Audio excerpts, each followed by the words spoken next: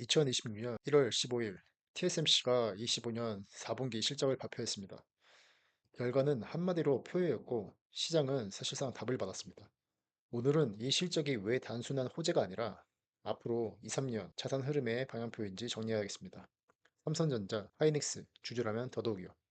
지금부터는 감정이 아니라 시스템으로 갑니다. AI 거품론은 항상 비슷한 논리로 나옵니다. 너무 올랐다. 언젠가 꺼진다. 결국 돈이 안 된다.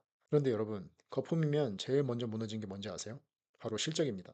매출이 꺾이고 이익이 꺾이고 투자가 꺾입니다. 왜냐면 거품은 수요가 아니라 기대만 있기 때문입니다. 그런데 TSMC는 반대로 갔습니다.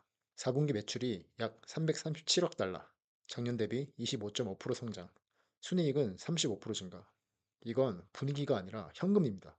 현금이 늘어나는 건 누군가 실제로 돈을 내고 있다는 뜻입니다. 여기서 핵심은 TSMC가 어떤 회사냐는 겁니다. TSMC는 꿈을 파는 회사가 아닙니다. 주문서를 받아서 웨이퍼를 찍어내는 회사입니다. 즉, TSMC의 성장이라는 건 AI가 실제로 서버에 깔리고 있고, 실제로 GPU가 출하되고 있고, 실제로 데이터 센터가 지어지고 있다는 증거입니다. 거품이면 숫자가 이렇게 안 나옵니다. 여기서 많은 분들이 실적 숫자만 보고 끝냅니다. 그런데 진짜 중요한 건 미래에 대한 회사의 행동입니다. TSMC는 2026년 설비 투자 캐펙스를 520에서 560억 달러로 잡았습니다. 전년 대비 30% 이상 증가입니다. 여러분, TSMC는 낙관적인 회사가 아닙니다. 보수적으로 움직이는 회사가 30% 이상을 더 저지른다? 이건 한 가지 중요한 뜻이 있습니다. 이미 수요가 몇 년치 쌓여 있고 공급이 따라가지 못한다는 뜻입니다. 그리고 여러분이 가장 민감해야 할 문장이 하나 더 있죠. 웨이 저자 CEO가 AI는 실제하며 단순한 거품이 아니다 라고 말했습니다. 이 말이 중요한 이유는 홍보 멘트라서가 아닙니다. TSMC가 이 말을 하고 캐펙스를 같이 던졌다는 게 중요합니다. 발언이 아니라 자본 지출로 증명한 겁니다. AI는 유행이 아니라 설비를 늘려야만 따라갈 수 있는 물리적 수요라는 뜻입니다. 여기서 여러분이 가져야 할 결론은 단순합니다. AI는 꺼질지 말지의 문제가 아니라 속도가 꺾이느냐의 문제로 바뀌었습니다. 그리고 지금 TSMC는 속도가 꺾일 거라고 베팅하지 않았습니다. 이제 한국 주주들이 제일 궁금한 질문으로 갑니다. TSMC가 잘 되면 왜 우리 주식이 움직이냐? 이건 감정이 아니라 병목 구조로 이해해야 합니다. 여러분, AI 반도체의 병목은 GPU만이 아닙니다. 패키징입니다. TSMC의 패키징 용량이 막히면 엔비디아는 GPU를 더 팔고 싶어도 못 팝니다. 이 말은 곧 TSMC 패키징이 열리면 GPU 출하가 늘고 그 GPU에 들어가는 HBM도 같이 늘어난다는 뜻입니다. 그래서 이 한 줄을 기억하셔야 합니다. TSMC의 패키징 용량은 HBM 판매량, 이게 시스템의 핵심 공식입니다. 여기서 하이닉스와 삼성의 포지션이 갈립니다. 하이닉스는 엔비디아와 연결된 HBM의 직접 수혜축입니다.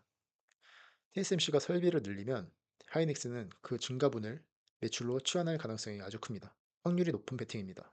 삼성전자는 구조가 좀 다릅니다. 삼성은 낙수효과와 대체 공급의 포지션입니다. TSMC 물량이 너무 많아지면 고객사는 결국 공급을 분산시키려고 합니다. 그 순간 삼성에게 틈이 생깁니다. 하지만 여기서 변수는 파운드리 격차와 실행력입니다.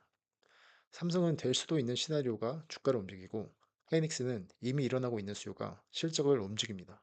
그래서 결론은 이겁니다. 2026년 반도체의 승부는 기술력 한 단어가 아니라 병목이 어디서 풀리느냐로 결정됩니다. 패키징이 풀리면 HBM이 움직이고 그 흐름에 더 가까운 쪽이 먼저 반응합니다. 이제 시장이 싫어하는 영역, 정치로 갑니다. 하지만 정치도 시스템의 한 축입니다.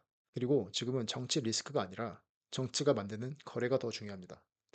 최근 미국과 대만은 무역협정에 합의했고 대만 기업들이 미국에 2,500억 달러를 직접 투자하는 대신 미국은 대만산 반도체 관세를 15%로 묶는 구조가 나왔습니다. 여러분이 이걸 단순히 뉴스로 보면 안 됩니다. 이건 TSMC 입장에서 국가급 보험입니다. 애리조나 공장을 확장하면서 지정학 리스크를 줄이고 미국 빅테크 고객사와 더 밀착하는 명분을 얻습니다.